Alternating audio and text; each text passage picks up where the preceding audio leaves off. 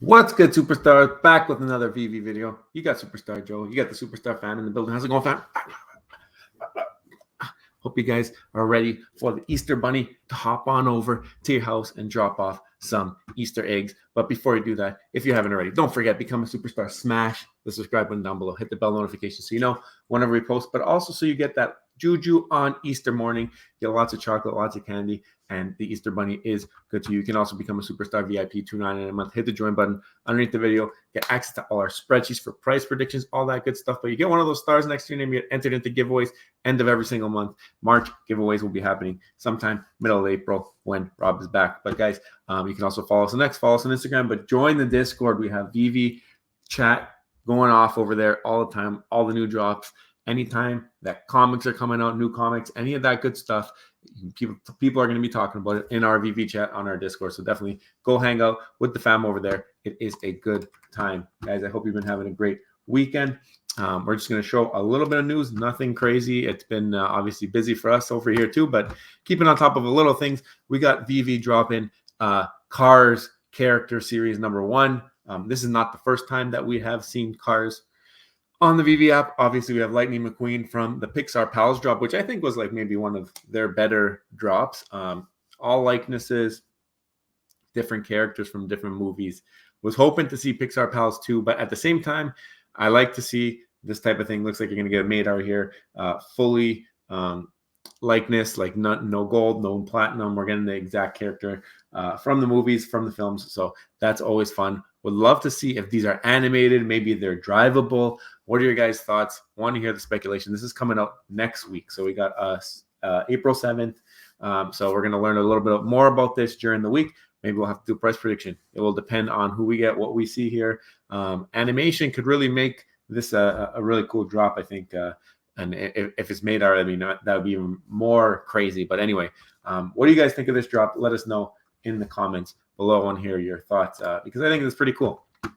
So, title of the video, I just spent 267 gems on this comic. What comic did I buy? I mean, we've been seeing all of these new comics coming out same day as print. Is it Spider-Boy 1? Is it Ultimate Spider-Man 1? Is it X-Men 97? A lot of hype behind some of these comics. Now, the one thing that I do want to say is that a lot of things in the comic book world, IRL, but especially when it comes to VeVe, it comes to digital collecting, it does appear that there are cycles, there are speculation things. The more people talk about something, the more the value seems to rise on certain comics.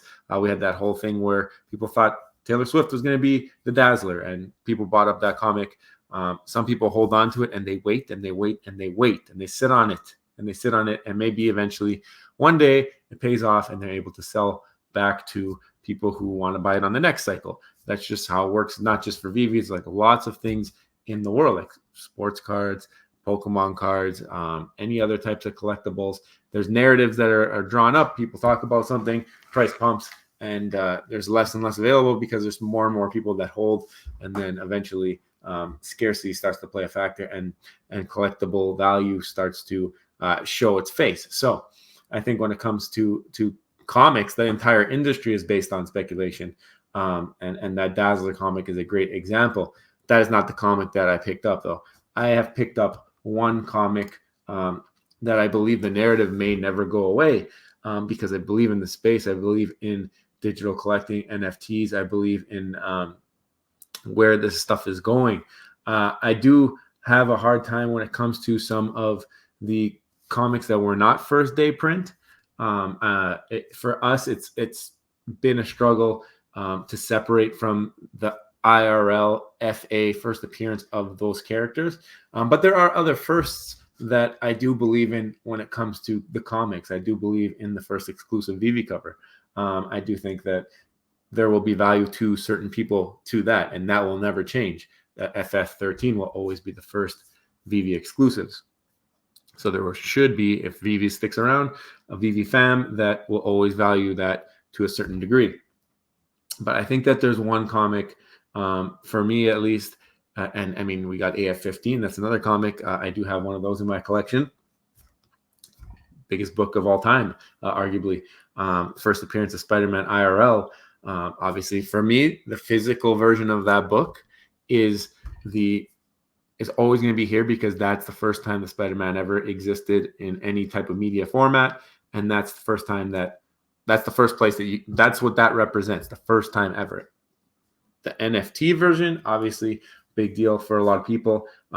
Less of a big deal for us just because we feel like that's not the first time that book came out, that it didn't come out first to print. That's why first to print and VeVe coming out the same day is a big deal. Like, it's a bigger deal. I see that as a cool thing. And that all started actually with like the Addiction comic, because the Addiction comic came out same day as the VeVe version. That was the first time we've seen that. So I have a bunch of the Addiction comics. I actually landed the Secret Rare on the drop there.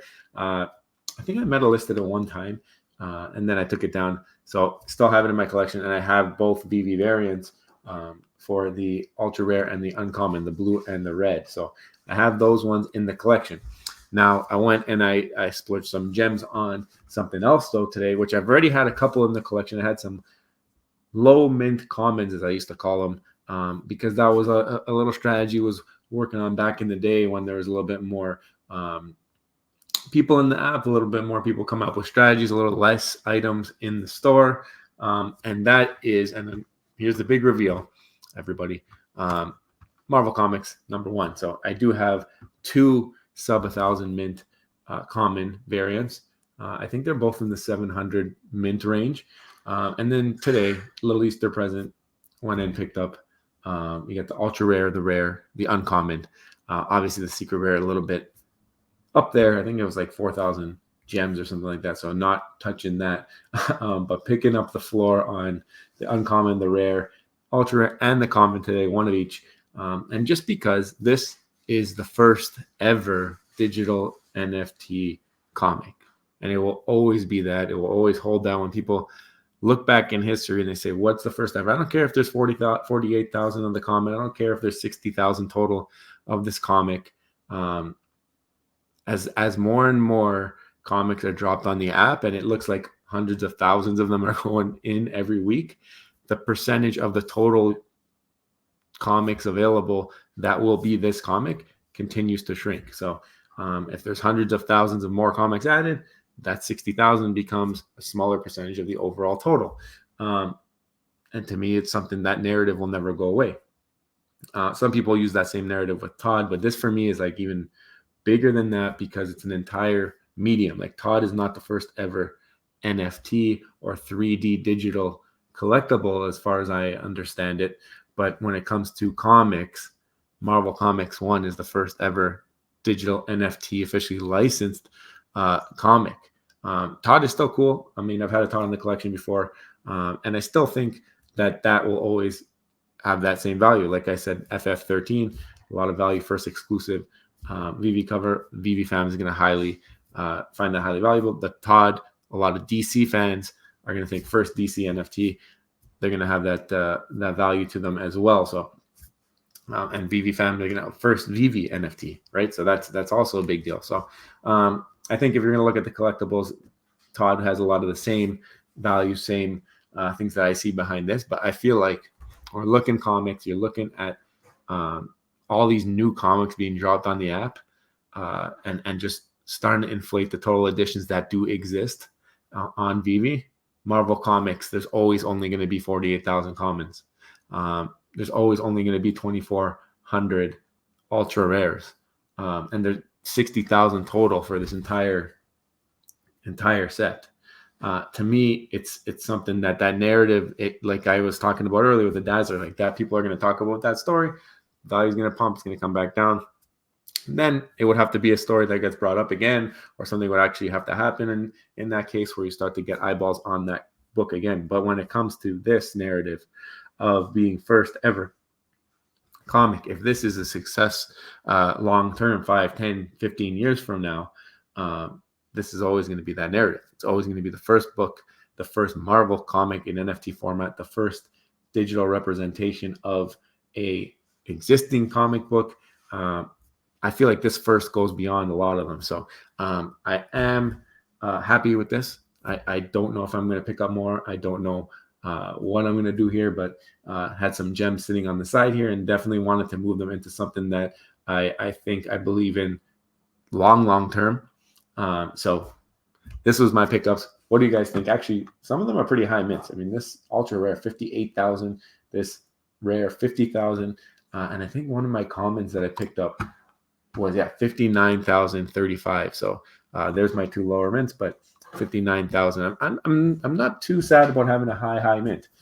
If there is ever some kind of burning mechanism ever added to pre-existing comics, that's going to be something else that I'm going to want to make sure that I have some of these in my collection, because I don't know, I just feel like this thing here, it just holds something different. Like there could be comics that come out with 50 editions, 40 editions. Scarcity will always play a factor, but the narrative on this for me will never change as first ever digital NFT comic. So what do you guys think? Do you guys have any in your collection? How do you guys feel about it? You guys can check the IMX data. I'm not selling these, so not a pump and dump, none of that stuff.